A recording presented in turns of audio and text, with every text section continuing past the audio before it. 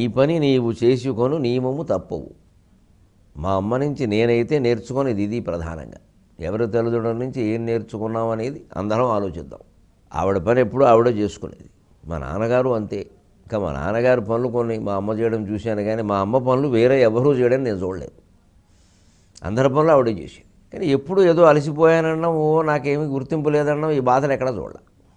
చికాకు పడ్డం ఏమైనా ఉండేవో వ్యక్తం అయ్యేవి కాదు. అదే మాకు అలవాటైంది. మన పని మనం చేసుకుంటే ఇంకొకరికి చెప్పడం, ఈ చికాకు పడడం, కాలేదనడం ఇవన్నీ ఉండవు కదా. వీలైనంత వరకు చేసుకోవడమే. మగ ఆడ తేడా ఏమిటి? ఇంకా ఆ రోజుల్లో ఏమైనా ఉండేవి, ఇప్పుడు అసలు అవి లేనే లేవు, ఉండకూడదు కూడాను. చేసుకోవడమే. కోడలైన నిన్ను ఆపగలేదు. కోడలు కూడా ఏదైనా పని చేస్తాను అంటే నీకేం తెలిసి చిన్నపిల్లమండమే 50 ఏళ్ళ కూడా పట్టుకున్నాను అంటే వాళ్ళకి ఏమిటంటే ఆ తరం వాళ్ళ మా అమ్మగారు కాదు, మీ అమ్మగారు కాదు, ఆ తరం వాళ్ళందరికీ ఎవరి మీద ఆధారపడదు, మన పని మనం చేసుకోవాలి. ఎంత గొప్ప విషయం అండి భారతీయ సంస్కారం అంటేనే ఇది. ఇవాళ ఇది పాశ్చాత్య దేశాల్లో కనపడుతుంది. వాళ్ళ ఎవరి పనులు వాళ్ళే చేసుకుంటారు, చిన్న పని అయినా కూడా ఎవరి మీద ఆధారపడరు ఎక్కువ. మన దగ్గర ఇది ఎక్కువ అవుతుంది. కాకుండా చూసుకోవాలి, మన పూర్వ సంస్కృతి అదే. నీదగు మహాక్రమశిక్షణ సొంతయైన మా దాపునకైన రాదు, బహుధా తపించిన వేళనైన తాపోపశమంబు కోరవు. ఇది ఏసీకి సంబంధించిన మాట. ఏసీ వాడడం ఇష్టం లేక ఇంత పొడుగు చెప్పారు.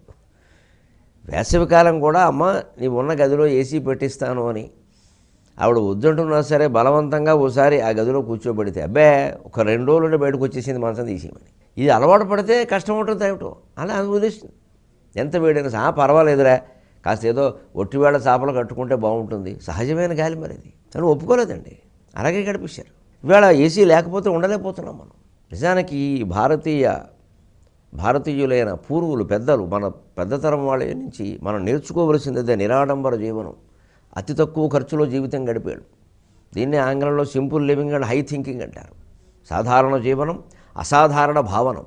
భావన అసాధారణంగా ఉంటుంది భారతీయులకి, జీవనం సాధారణంగా ఉంటుంది. ఏదో చాలెద్దు 2 అంగాస్త్రాలు ఉంటే బతికెళ్ళిపోయింది ఏముంది అనేవారు పెద్దలు.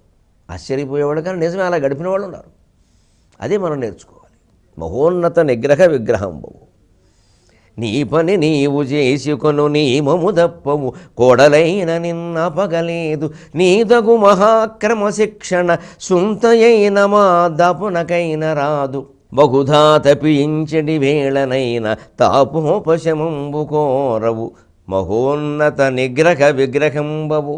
రాబోయే 4 భాగాలకి ప్రార్థనను కొనసాగిద్దాం. మన మనస్సుల్లో ఈ క్రమశిక్షణ దృఢపడాలని కోరుకుందాం.